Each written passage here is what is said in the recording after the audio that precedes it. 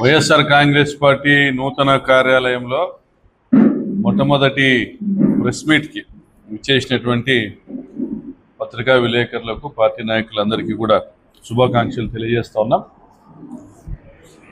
ఈ మధ్య రాష్ట్ర మంత్రివర్యులు నారా లోకేష్ గారు అనంతపురం జిల్లాకు వచ్చి వెళ్ళడం జరిగింది.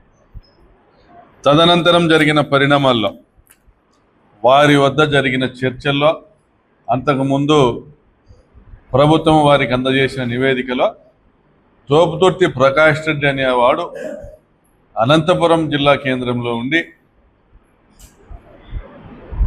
ప్రభుత్వం చేస్తున్నటువంటి ప్రజాప్రతినిధులు చేస్తున్నటువంటి దుర్మార్గాలను ఎండగడుతూ ప్రజలను రెచ్చగొడుతున్నాడు అనేటువంటి విధంగా ఒక నివేదిక వాళ్ళకి అందజేయడం జరిగింది. సో ప్రకాష్ రెడ్డి అనేటువంటి వ్యక్తిని అనంతపురం పరిసర ప్రాంతాల్లో తిరగనీయకుండా రిస్ట్రిక్ట్ చేయాలనేటువంటి ఒక నిర్ణయం తీసుకోవడం జరిగింది. మరి నారా లోకేష్ వచ్చిన తర్వాత నాకు తెలిసి బహుశా 14వ తారీఖు 15వ తారీఖు ఆ నిర్ణయాన్ని ఇంప్లిమెంట్ చేయడం జరిగింది. నారా లోకేష్ గారి మౌఖిక ఆదేశాల మేరకు జిల్లా ఎస్పీ గారు తోపుతుర్తి ప్రకాష్ రెడ్డి యొక్క అంగరక్షకులను తొలగించడం జరిగింది.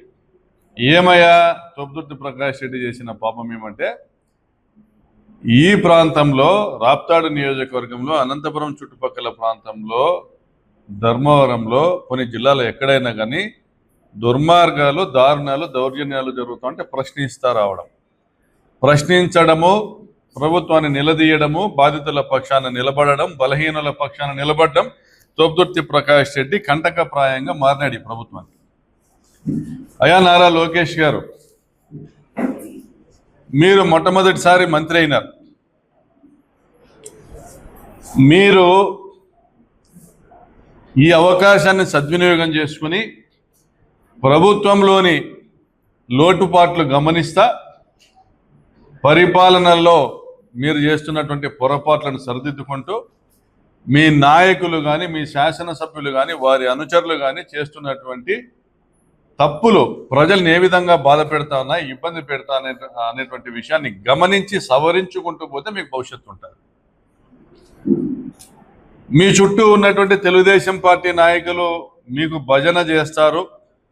జిల్లాలో జరుగుతున్నటువంటి అరాచకాల అన్యాయాల విషయం మీకు చెప్పరు. ఎందుకంటే మీ వద్ద వాళ్ళు పదవులు ఆశిస్తారు, తృణమోపనము ఆశిస్తారు. కానీ ప్రతిపక్ష పార్టీగా వైఎస్ఆర్ కాంగ్రెస్ పార్టీకి ఒక బాధ్యత ఉంటుంది. ప్రత్యేకించి రాప్తాడు నియోజకవర్గం అనంతపురం జిల్లా సరిహద్దులో ఉన్నటువంటి నియోజకవర్గంలో శాసనసభ్యుడిగా 5 సంవత్సరాలు పనిచేసిన నాకు ఒక బాధ్యత ఉంటుంది. ఈ ప్రాంత ప్రజల్ని ఏ విధంగా కాపాడుకోవాలా, ప్రభుత్వము మంచి చేయకపోగా ప్రభుత్వంలోని అధికారులు, ప్రజాప్రతినిధుల వల్ల ఈ ప్రాంత ప్రజలు ఏ విధంగా నష్టపోతా ఉన్నారో గమనిస్తా నోరు మూసుకొని ఉండడానికి లేము. మేము ప్రజా జీవితంలో మా గొంతు ఎత్తుతాం, అవసరమైతే మరింత బిగ్గరగా, అవసరమైతే వీధుల్లోకి వస్తాం, పోరాడతాం. ప్రజల పక్షాన్ని నిలబడటమే మాకు ఒక డెస్టినీ. రాజకీయాల్లో, ప్రజా జీవితంలో ఒక లీడర్ అనేవాడి అల్టిమేట్ డెస్టినీ ఏంటంటే ప్రజల పక్షాన పోరాటం. మరి ఈరోజు ఇన్ని విషయాలు ఒక రాప్తాడు నియోజకవర్గం చుట్టూ ఎందుకు ఇలా జరుగుతుంది అనేది మీరు గమనించాలి. నారా లోకేష్ గారికి నేను ఆయన దృష్టికి తీసుకొస్తా ఉన్నా. కురువలింగమయ్య హత్య ఎందుకు జరిగింది? చేసింది ఎవరు? పరిటాల సునీత తమ్ముడు కాదా? ముద్దాయిలు వారి కుటుంబ సభ్యులే కదా. మరి అందులో కూడా అనేక మంది ముద్దాయిల పేర్లు బాధితులు తమ కంప్లైంట్లో వ్యక్తపరిస్తే ఎంతో మందిని తప్పించారు ఇందులో కూడా. మరి అన్యాయం జరిగింది, దీని తరపున ఈ అన్యాయము మీ పార్టీ వాళ్ళు చేస్తే బాధిత కుటుంబం తరపున నేను పోరాడాలన్నా లేదా? పోరాడాను. పోనీ వారికి న్యాయం చేద్దామనేసి మీరు కానీ మీ జిల్లాలో ఉన్నటువంటి మీ మంత్రి సవితమ్మ కానీ పార్థసారథి గారు కానీ అదే కులానికి సంబంధించిన వాళ్ళు స్పందించి ఈ హత్యా సంఘటనలో పాల్గొన్న వారందరి మీద కేసు నమోదు చేయాలనేటువంటి ప్రయత్నం చేశారా? చేయకపోగా పరిటాల రవి బామ్మర్ది ఈ మర్డర్ చేస్తే పరిటాల రవి విగ్రహం పెట్టుకున్నారు పెనుగొండలో.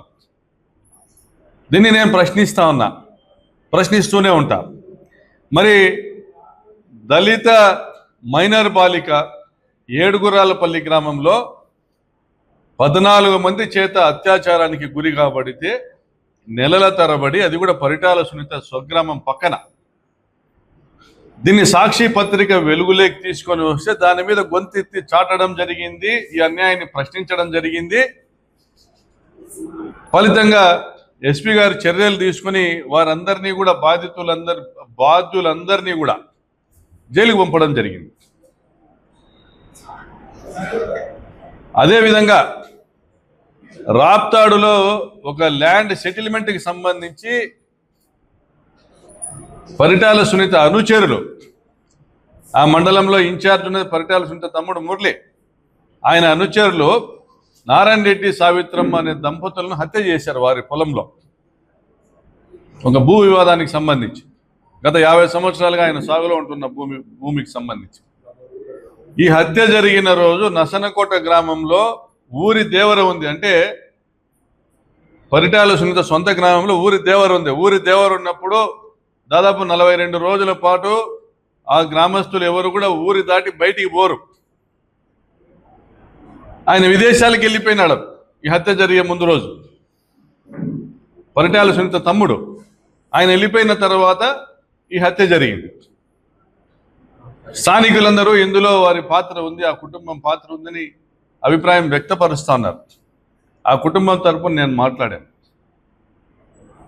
మీ తప్పులు మీరు గమనించుకొని ఇటువంటి దుర్మార్గాలు చేస్తున్న వారిపైన చర్య తీసుకోండి, అందరూ కూడా హర్షిస్తారు. మరి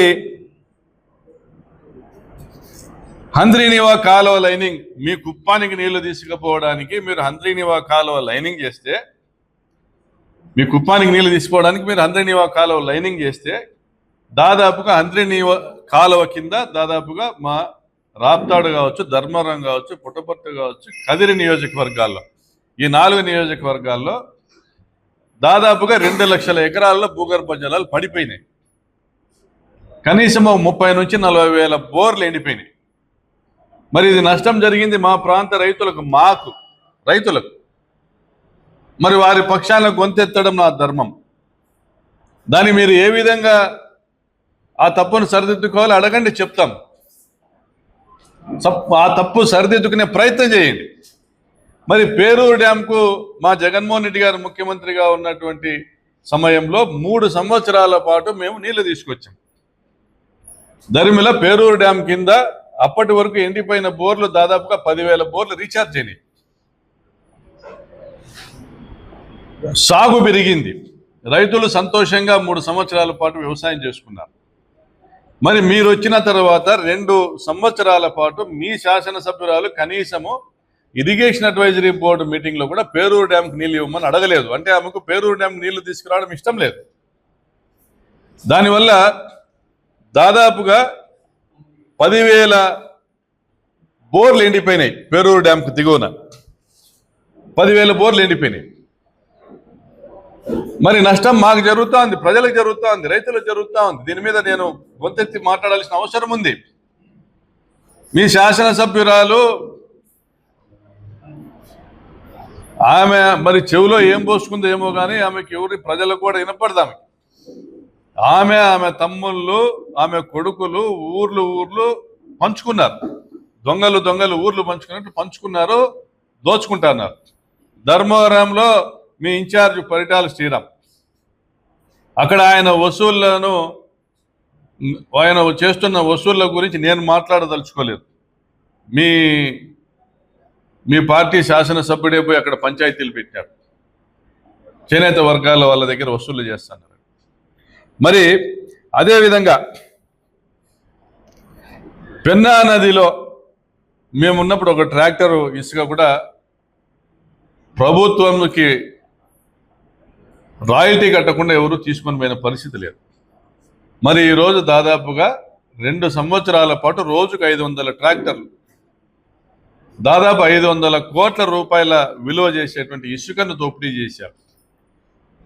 దానివల్ల చుట్టుపక్కల భూగర్భ జలాలు కూడా పడిపోతాయి, గ్రౌండ్ వాటర్ లెవెల్ పడిపోతుంది, రైతులు నష్టపోతారు, విలువైన రాష్ట్ర సంపదను, ప్రజా సంపదను దోచుకోవడం జరిగింది పరిటాల సునీత స్వగ్రామానికి దగ్గరగా ఉన్నటువంటి పేరూరు ప్రాంతంలో. మరి అదేవిధంగా ఉపాధి కూలీల నుండి వారానికి 300 రూపాయలు వసూలు చేస్తున్నారంట. సిగ్గు కాదా? మళ్ళీ పంచాయతీరాజ్ శాఖ మంత్రి ఏం చేస్తా ఉన్నాడు? వారానికి 300 రూపాయలు ఒక్కొక్క జాబ్ కార్డు హోల్డరు. అంటే మా దగ్గర దాదాపు 1,00,000 మంది జాబ్ కార్డు హోల్డర్స్ ఉన్నారు, యాక్టివ్ వర్కర్స్ ఉన్నారు, ఉపాధి హామీ కూలీలు ఉన్నారు. వారు ఒక్కొక్కరు వారానికి 300 రూపాయలు కట్టాలంటే వారానికి 3 కోట్ల రూపాయలు వసూలు. మరి ఇది ఎవరి జోబు లేకపోతా ఉన్నాయి? ఎవరి జోబు లేకపోతా ఉన్నాయి? దీనికి ప్రశ్నించకూడదా? మరి టమోటా మండీలో టమోటా రైతులు